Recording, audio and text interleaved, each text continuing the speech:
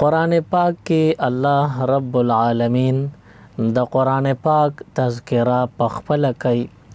رب العالمین فرمایي چې قرآن پاک دا هغه کتاب دی چې دا د متقیانو خلکو لپاره د پرهیزګارانو خلکو لپاره د هدایت کتاب دی او په دې کې هیڅ قسم شک او شبهه نشته. رب العالمین ته نیغ لار د هدایت تللی ده او دا ټول انسانان د هدایت په لار هغه لار کومه چې سیده الله رب العالمین ته تللی ده هغه لار خپلول غواړي. د دې ټولو انسانانو نه چې لار روکه شوي وي او د دنیا کې بنده مزل کوي چې زه په دې سفر کې منزل مقصود ته ورسېږم او کم چې زما رب دی الله رب العالمین چې زه هغه سره ملاقات شم، هغه سره مخ شم، هغه ته نږدې شم. نو دې دپاره دا ټول انسانان په یو لار باندې تلل غواړي. اوس په دغه لار باندې د تلو دپاره او دغه لار ځان ته د نیغولو دپاره انسان ته الله رب العالمین قرآن پاک را لېږلی دی. دا هغه کتاب دی، هغه کلام دی چې د دې په ذریعه انسان الله پاک ته رسیدل ممکن شي. دا ټول انسانان چې کوشش کوي چې مونږ الله پاک ته ورسو، نو د هغې دپاره یو کتاب الله پاک نازل کړی دی چې هغه کتاب ته ویلی شي قرآن پاک. نو قرآن پاک د عظمتونو، د برکتونو او د هدایاتو نه ډک کتاب او کلام دی. روکې لارې په دې قرآن باندې خلکو ته په نښه کېږي او سمې لارې ته انسان سمیږي. د سمې لار دپاره تا ته د هر طرف نه به اغیار آواز کوي چې دا سمه لار ده او ته به یوې لارې پسې هم مسافر کېږې نه، بلکې صرف قرآن به ځان سره کې چې قرآن پاک تا ته کومه لار ښودلې ده، قرآن پاک تا ته د څه حکم درکړی دی، هغه لار باندې ځه، هغه حکم منه. قرآن پاک درته د کومې لار نشاندهي کړې ده چې غلطه ده، هغې نه ځان ساته. د کوم عمل نه منې کړې هغې نه ځان ساته او د دې زندګۍ سفر جاری ساته. منزل مقصود ته به خامخا رسېږي، د خطرې او د خطایې نه بالکل محفوظ به الله پاک ته رسېږي. بیا انسان چې کله لار خطا کی نو په روډونو باندې یو خوا بل خوا بورډونه لګېدلي او په هغې باندې مختلف خبرې وي چېرته تا ته وي چې فلاني ځای ته ځې دومره مزل دی، کیلومیټره درته ښایي. چېرته تا ته وي چې لیفټ یا رایټ سایډ خپل کا، مختلف اشارې تا ته درکړې کېږي. یا تا ته وي چې فلاني ځای ته ځې دومره ټایم دی لګي، دومره کیلومیټرې پاتې دي. نو همدغه شان الله پاک ته نیغه لار تللی ده، کم دپاره چې مونږ الله پاک نه په هر مانځه کې روزانه سوال کوو اهدنا الصراط المستقیم، مونږ ته نیغه لار وښایه یا مونږ په نیغه لار روان کا. دا دواړه معنی د دې کیدی شي. نو د هغې لارې مونږ ته قرآن پاک اشارې راکړي دي چې کم وخت به مونږ کم طرف باندې ځو او مونږ ته به راهنمایي کېږي چې دې وخت کې ته په حقه یې یا په ناحقه یې. زمونږ دواړه لارې مونږ ته الله پاک ښودل غواړي او مونږ ته یې ښودلي دي د قرآن په ذریعه باندې. یو بنده جټ وي، انپړ وي، هغه سره چې کوم منزل مقصود ته تلل غواړي د هغې پته لیکلی شوې شته، نور څوک نشته چې ده ته دغه معلومات ورکي، پته ورته پړو کړي چې دې کې دا لیکلي دي. دی انپړ دی، جټ دی، دی لوستل هم نشي کولی او څوک داسې ورسره شته نه چې لار ورته وښایي. دغه بنده ته به د دغې ایډرس چې کوم لیکلی شوی ورسره په جیب کې دی، نو ده ته فایده ورکړي نه. دی به د دې پته او د ایډرس باوجود قدم په قدم پسلاویږي خوېږي به په تندکونو سر او د سفر به د پریشانو وي د تکلیفونو وي. دارنګ قرآن پاک د الله رب العالمین داسې کلام دی چې دا مونږ ته نیغه لار ښیي چې مونږ په نیغه لار باندې روان شو د خطای نه د تندکونو نه او په بله لار د تلو د روکېدو نه مونږ محفوظ شو. خو دې دپاره یوازې دا قرآن پاک نه بلکې په دې باندې د پوهې علم زمونږ ستاسو دپاره ضروري دی. یو بنده په یو ځنګل کې روان دی او د سره پوره نقشه ده چې خي طرف ته ځي فلاني ځای ته به رسې، ګس طرف ته ځي فلاني ځای ته به رسې، مخامخ ځي فلاني ځای ته رسې. او دا بنده انپړ دی په هغه نقشه پوهېږي نه او د دا نقشه الټه ونیوله ځکه دا خو جټ دی خو سم او غلط طرف نه پیژني. نو که د دا نقشه څنګه نیول پکارو د هغې خلاف الټه یې ځان ته نیولي د منزل مقصود ته رسیدي شي نه. داسې قرآن پاک د الله کلام دی او دا زمونږ د هدایت د پاره او منزل مقصود ته د رسیدو د پاره الله پاک نازل کړی دی. مونږ به په دې باندې عمل کو، دې ته به ګورو، روزانه به دې ته ګورو، د دې سټډي مطالعه به کو. نو دې ځای کې جټ او انپړ بنده به په خپله ناکام کیږي او هغه ته به خپله ناکامي په نظر راځي چې یقینا په دې لاره د تلو زه طاقت نه لرم، خامخا به زه خطا کېږم، ګمراه کېږم به. ځکه چې قرآن الله پاک بطور ایډرس مونږ له راکړی چې د نیغې لارې د هدایت دا کتاب دی، دا کلام دی، دا خپل کا او په هغې باندې جټ بنده نه پیږي، نه په ناظره ویلی دی، نه ورته په یادو یاد دی او نه په ترجمه ورځي. دا اس نم نر خبر تاسو اندازو لګوي داسې بنده منزل مقصود ته رسیدي شي، اس کله دا بنده منزل مقصود ته نه رسی. نو قرآن پاک د الله کلام دی او مونږ ته د نیغې لارې د ښودو دپاره الله پاک نازل کړی دی. مونږ او تاسو به د رب العالمین دا کلام خپلې سینې پورې جوختو، ځان ته به نږدې کوو او عمل به پې کوو. دا به زمونږ د کامیابۍ باعث، زمونږ د کامیابۍ سبب به ګرځېږي. نن مونږ ته پته ولګېده چې قرآن چانی ویلې په نیغه لاره د تلو په لار کې به رکاوټونه راځي، مشکلات به پیښیږي. نو نن هم توبه وسته چا چې قرآن نو ویلې هغه نن نه فکر کوي چې زه به قرآن شروع کم. نه د هغې خلکو دپاره دی د نن نه مبارکباد وي، د هغوی دپاره د خوشخبري وي. چا چې قرآن پاک ویلی دی الله رب العالمین به د آخرت د تکلیفونو نه د بنده ته نجات ورکوي. او چا چې قرآن نه دی ویلی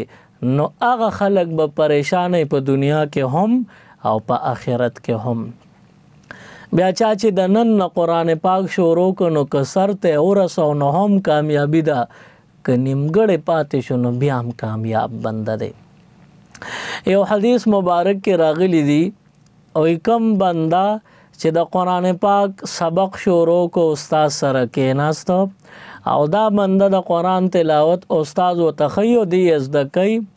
قرآن نیمې ته یا تر د سحده پورې رسېدلی دی او ناګانه مرګې راغی، دا بنده وفات شو او قرآن نیمه کې پاتې شو، پوره نه شو او دا بنده وفات شو. نو چې دی قبر کې کېښودی شي یو دوه فرشتې راشي او دې بنده ته د قرآن ناظره د هغه ځای نه شروع کړي کوم ځای پورې چې ده ته ویلې ده. نو دا بنده په قبر کې بیا د فرشتو په رهبرۍ او رهنمایۍ کې سرپرستۍ کې دا بنده قرآن شروع کړي، فرشتې ورته ښیي دی ته زده کوي تر د آخره صورت والناس پورې چې قرآن خلاص شي. نو بیا ورته دا فرشتې حفظ هم شروع کړي. نو چې حفظ شروع کی د اول نه تر اخره پورې چې کله قرآن خلاص شي دا بنده حافظ شي، دغه وخت شپېلې ووالی شي، قیامت شي. بیا د قیامت پر ورځ باندې الله پاک با چې کم پیغمبران دی هغوی سره ځان له سلوک کوي، کم چې د پیغمبرانو پیروکار او صحابه دی هغوی سره ځان له سلوک وکوي، کم چې د امت شهدا دي د هغوی به ځان له مقامي، کم چې عالمان دي د هغوی به ځان له مقامي، کم چې حافظان هغه به بیا لودري د هغوی به ځان له مقامي. نو دا چا چې قرآن په ناظره کې وي او نیمه کې وفات شوی دی بیا فرشتو ورته قبر کې وښودو، بیا حفظ هم ورته وکړو چې الله پاک د قیامت په ورځ حافظان بیا لودري. دا چې په قبر کې چا حفظ کړی دی دی بم د قیامت په ورځ د حافظانو په صف کې ودرېږي، ځکه دا هم د قرآن پاک حافظ دی.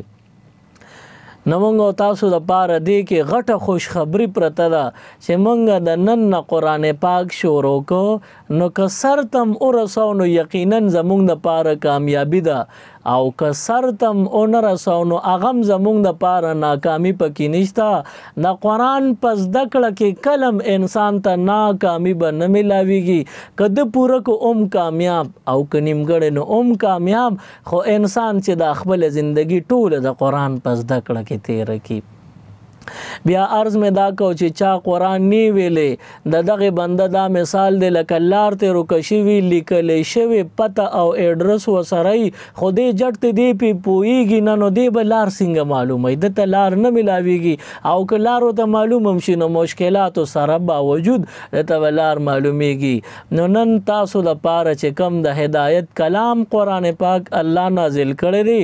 د روکې لارې نه سمې لارې ته د راتلو لپاره منزل مقصود ته د رسیدو د پاره قرآن الله نقشه را لېږلې ده د انساني زندګۍ د پاره. نه چې دا قرآن مونږ زندګۍ کې راوستو،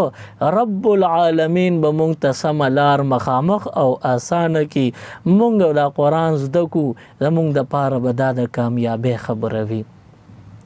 قرآن پاک زمونږ د ټولو مسلو او د ټولو پریشانو نه د نجات ذریعہ ده چې قرآن پاک مونږ ډیر ډیر ووایو. امام احمد ابن حنبل رحمت الله علیه فرمایي یو کم سلزله الله پاک په خوب کې لیدل دی. امام احمد ابن حنبل رحمت الله علیه په خوب کې یو کم سلزله الله پاک لیدل دی. نه چې کله یو کم سلزله ملاقات او شو د هغې نه بعد یې په زړه کې رالل وایي دې ځل که په سلم وار مې الله پاک سره ملاقات وشو نو په خوب کې به زه تپوس کوم پروردګاره تا ته د نزدېکت اهم او غټه ذریعه څه ده، داسې څه عمل پکار دی چې د هغې په ذریعه زه تا ته در نږدې شمه. اتفاق ته ګوره چې شپې له خوب ولید الله پاک سره په خوب کې په سلم ځل ملاقات کیږي. الله پاک نه هم دغه تپوس یې وکړه پروردګاره تا ته د رسېدو تا ته د نږدې کېدو اهم او د ټولو نه غټه ذریعه څه ده؟ رب العالمین ورته وفرمایل زما د قرآن پاک زما د کلام تلاوت ډیر ډیر کول دا ماته د نزدېکت سبب او ذریعه ده. امام احمد ابن حنبل رحمت الله علیه تپوس کوي پروردګاره سره د پوهې چې څوک تلاوت کوي په ترجمو په مطلب یې پوهیږي هغه ورته د نزدېکت ذریعه او کنه بغیر د پوهې د ناپوهتیا سره کې څوک اسې تلاوت کوي نه پیږي لکه موږ چې وایو. نو رب العالمین ورته فرمایل امام احمد ابن حنبله که څوک پې پوهیږي او که څوک پې نه پوهیږي خو چې څوک زما د کلام تلاوت کوي نو دا د کلام تلاوت ماته د نزدېکت اهم او غټه ذریعه ده. څوک چې د قرآن پاک تلاوت کوي دا به ماته ډېر نږدې کیږي. نو د قرآن تلاوت ډېر ډېر پکار دی. موجوده چې کوم حالات دي د هر طرف نه پریشانې دي، که مالی بحران دی، که داسې نور تکلیفونه وي پریشانې وي، که د مهنګایۍ پریشانې وي، هر قسمه پریشانې چې وي نو د دې حل چا سره دی؟ حکومتونو سره د دې حل نشته،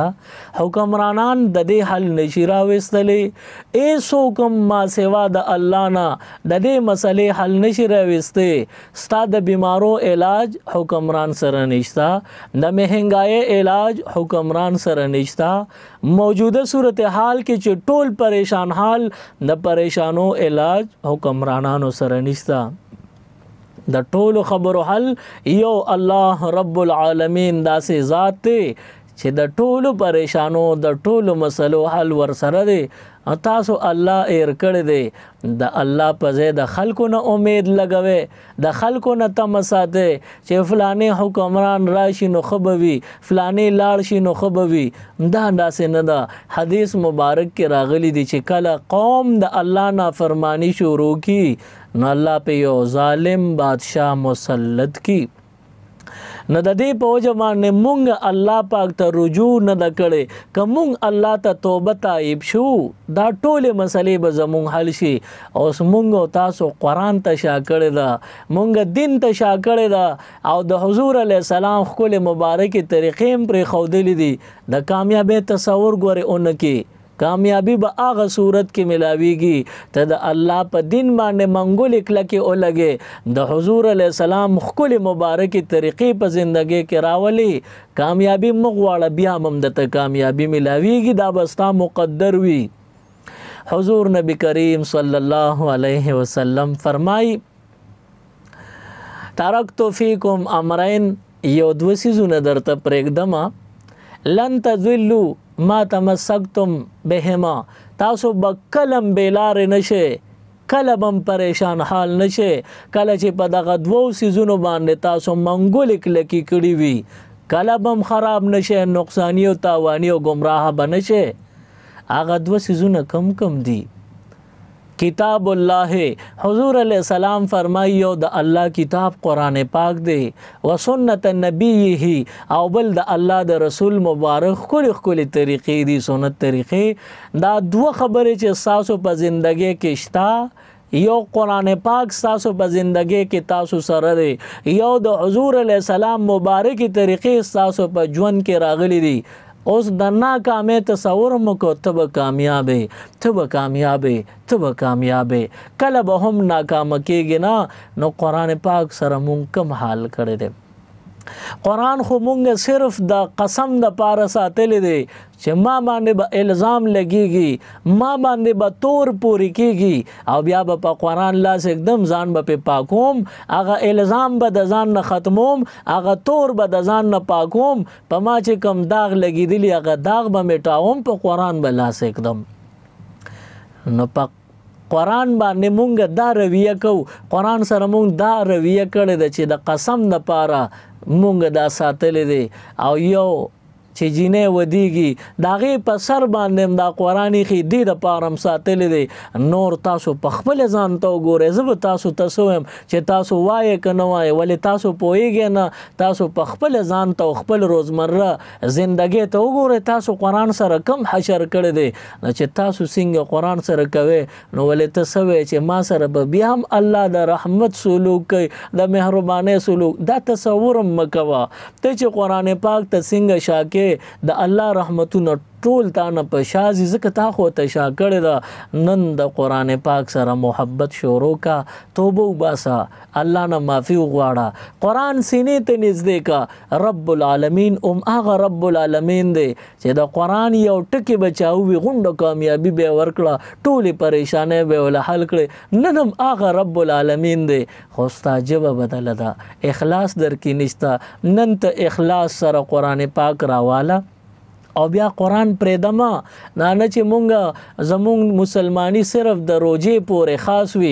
رمضان المبارک میاشت چې راشي مونږ داسې مسلمانی شروع کو چې زمونږ د مسلمانۍ مثال چرته نه وي. قرآن پاک راوالو نو په شپږو واړو طرفونو باندې ښکل کو، په یو طرف په بل طرف، بیا په یو نری سایډ په بل نری سایډ، په بر او په لاندې په هر طرف یې ښکلم کو، یو سترګه او بله سترګه تندي پورې، یو مخ او بل مخ پورې ولګو،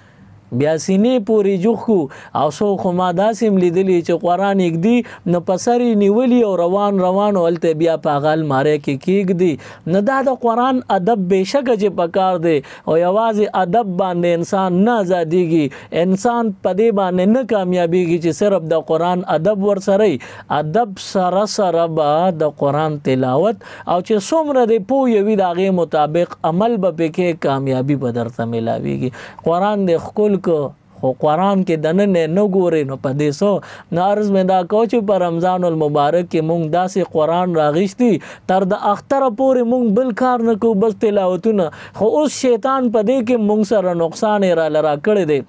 مونږ چې په رمضان المبارک کې قرآنونه ارسونه خلاص کړل د اختر پر ورځ بیا یو بل ته لکه تاسو قرآن ختم کړی دي اوس هغه که لس ویلي که شلي ویلي هغې کې ستا غرض نشته نو ورته ته پسخېږي نو ستا رشک پیدا کېږي خو ته پې خپل د قرآن تلاوت باطل غواړې که تا یو هم ویلې چې هغوی ما لس ویلي ته ما خو یو ویلی که هغه وی ما پنځه ویلي او تا شپږ ویلي نو بیا ما شپږ ویلي دي ته ورته صرف دې لپاره کاونټینګ دپاره د ګنتۍ لپاره زمونږ د قرآن تلاوتونه کوو دا تلاوتونه په دې کامیابي نه ملاویږي کامیابي په هغه تلاوت باندې ملاویږي چې ته د الله دپاره وې دې دپاره نه چې زه به د اختره پس بیا خلکو ته ډال کوم چې ما دونه قرآن ویلی دی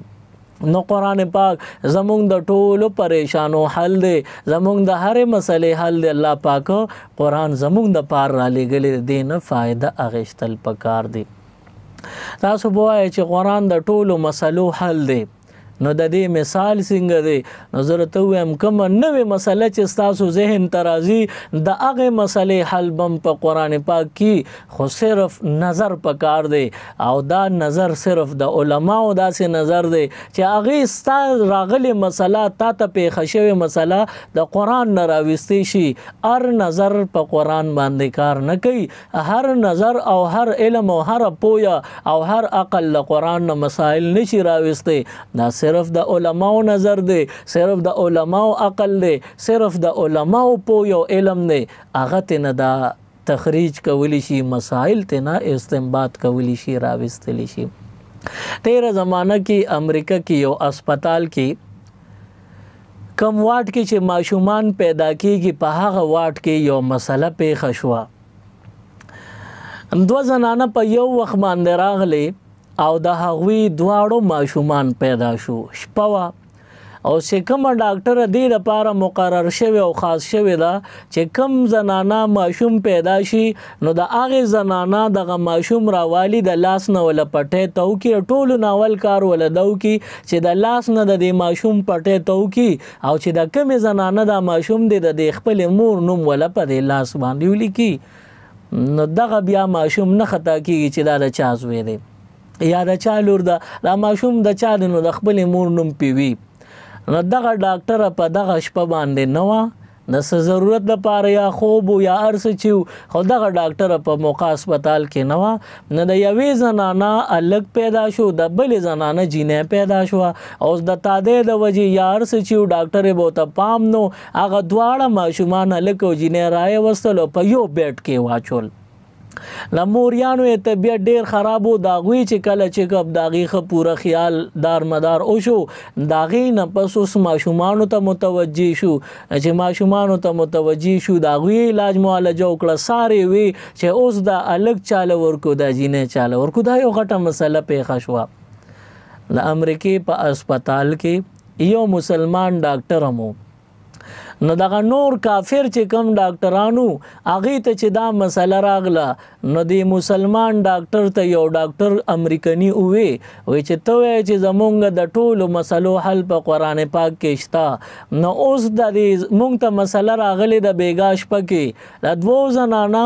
بچي یو وخت کې شوي دي د یوې هلک دی د یوې جینۍ خو بس هغه ډاکټره په موقع نه وه کومې چې ولې د مور نوم په لاس لیکه نو اوس پته نه لګي چې د کومې د الګ شوی دی د کومې دا جینۍ شوی ده نه دا الګ چاله ورکو جینۍ چاله ورکو دا یو غټه ایشو وه اوس مسلمان ډاکټر ته وی چې ته وایې چې زمونږ د قرآن کې هر څه مسلې حل شته نو دا مسله اوس زمونږ دپاره حل که په قرآن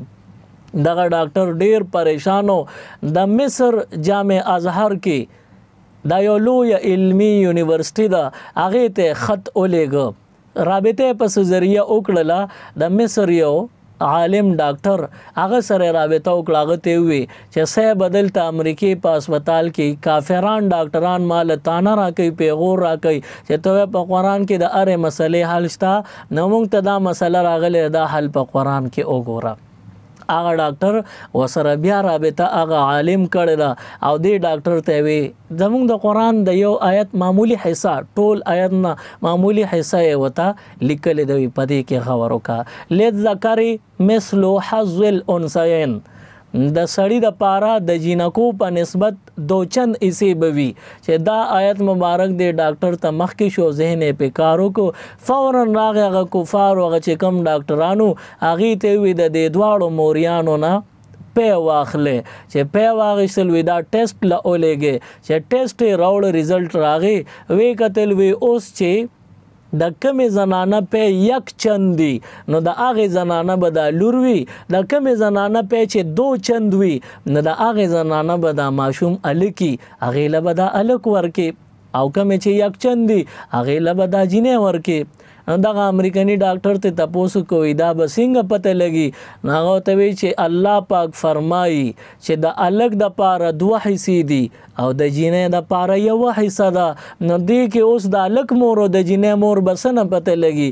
دواړو د پایو چیک اپ اوکې ټیسټونه اوکې هغه کې چې د کمې زنانه وټامینات دو چند دي لکه د طاقت او کم چې پکې مواد دي هغه به دو چند وي او د کمې زنانه په پایو کې چې اثر او وټامینات یک چند دي نو د هغې به بیا الک نوي جینۍ وي او دو چند وي نو د هغې به بیا الکي الله پاک د ټولو طریقو هغه هر څه ښودلي دي موږ ته غونډې لارې ازادي کړي دي قرآن کې دا ټولې مسلې الله حل کړي دي خو چې موږ تاسو په دې باندې نظر وکړو رب العالمین دا قرآن زمونږ او تاسو د مصیبتونو نه د نجات ذریعہ ګرځولې ده چې موږ تاسو قرآن ته شاکو نو کله به موږ ته کامیابی نه ملاویږي ځکه حضور علیه السلام فرمایي ترکت فیکم امرین دو سیزونه درته پرېږدم لن تضلوا ما تمسکتم بهما کله به ګمراه نشئ کله چې په دې دوو سیزونو باندې منګولې کلکې کړي وي